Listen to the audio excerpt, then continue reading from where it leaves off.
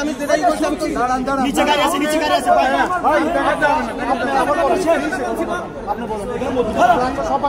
না না আর এখানে সবাই তো ঢুকছে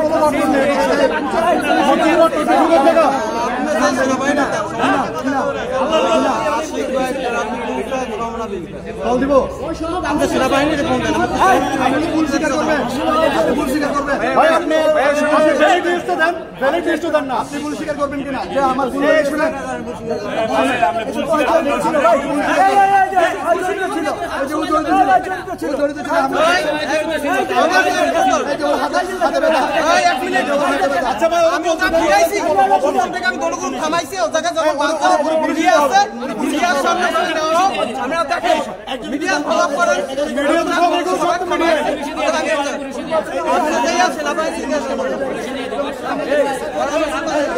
দর্শক এখানে যে বিষয়টি হয়েছে আপনারা জানেন যে বাইতুল মোকাররম অনাকাঙ্ক্ষিত ঘটনা ঘটেছে।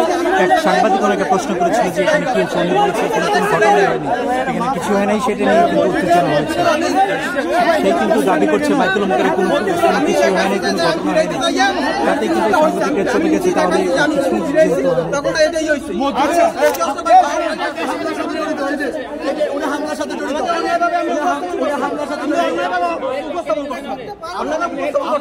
আপনি এখন ক্ষমা চাইবেন, আপনি আসল কথাটা বলেন। আচ্ছা আমি মনে করি আসছি ওখান থেকে যাই আমাদের টাইমে তখন মোবাইল গেলে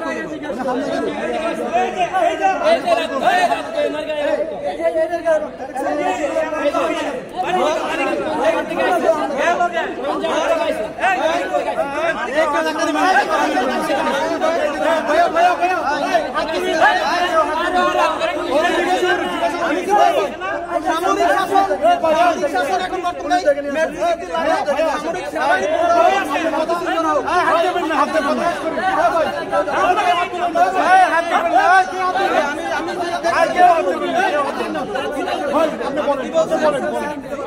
একটা লোক হাত দেবেন না।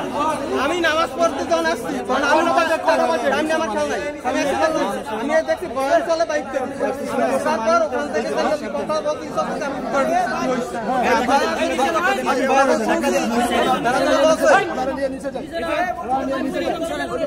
দর্শক ওনাকে কিন্তু হামলাকারী হিসাবে সন্দেহ করা হচ্ছে। ওনাকে একজন প্রশ্ন সাংবাদিক বিভিন্ন মানুষের যে ইন্টারভিউ নেওয়ার সময় উনি কিন্তু বলেছে যে বাইতুল মোকাররমে আজকে কোনো কিছুই হয় না, কোনো ঘটনা হয় নাই। সার প্রেক্ষাপটে কিন্তু পুলিশকে ডাকা হামলাকারী পাইছে বলো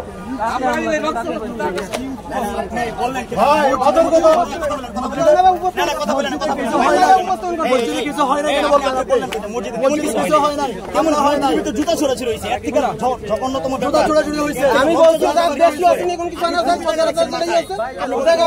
ওইটাই বলছি কাজ যদি করে পাও কাটছে আমি এটাই তো বলছি। আমি যখন এদিকে দিয়ে মারছে তখন আমি ফিরাইছি। আপনারা যদি প্রথম থেকে শুরু যদি দেখেন যখন দুবাই গিয়ে হয়েছে আমি মাঝখানে যখন মিডিয়া আছে ওখানে যারা ধরছে আমি ভাই আমরা থামেন ওই থেকে সবাই ওই থেকে ওই পর্যন্তই করছি, এই পর্যন্ত আমি কোথা থেকে আমি এই থেকে শুরু করছি ভাই আমরা থামেন দেখা গেছে তখন যাই ই করতে তখন কোন সাইডে কি মারছে তখন আমার একটা যাই ইটের মতো না আঘাত এদিক দিয়ে ওদিক দিয়েছে আমি তখন এই জায়গায় ফিরেছি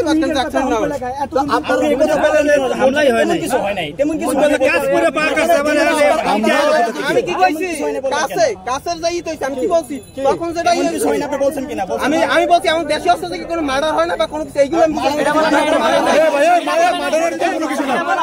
আপনার মার্ডার তো করে গেছে না আপনাদের মারামারি হচ্ছে, আমরা ভিডিও দেখছি না।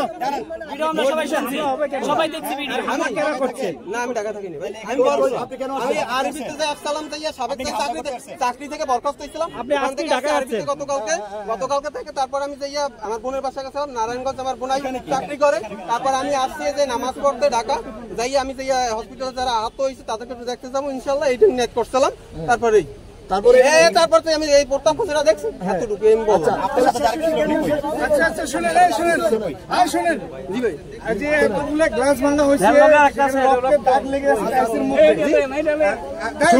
শুনেন আপনি আংশিক ভাবে বলছেন যে ওরকম কিছু হয় না, ভুল হয়েছে, এটাকে আংশিক ভাবে বলা, হালকা ভাবে নেওয়া বা প্রচার করা।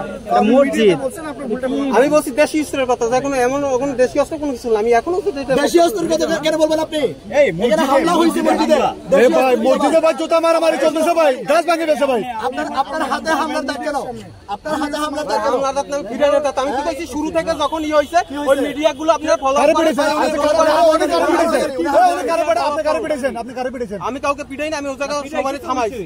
ভাই আমরা থামেন, সবাই থামেন, এই কথা বললে আমি সবাই থামাইছি। ওই দিন আমি কি বলছি সেনাবাহিনী আপনি ওখানে দেন, আপনি এ টু জেড সবকিছু বিচার বিভাগ পাই টু পাই তদন্ত। আমার যদি কোনো কিছু অপরাধ হয় আমি ফাঁসির মঞ্চে যাইতে কোনো সমস্যা নেই, আমি ফাঁসির মঞ্চে যাইতে আপনি যে কথাটা বলছেন ওটা ক্ষমা চান, যে কিছু হয় নাই। আপনি ক্ষমা চান।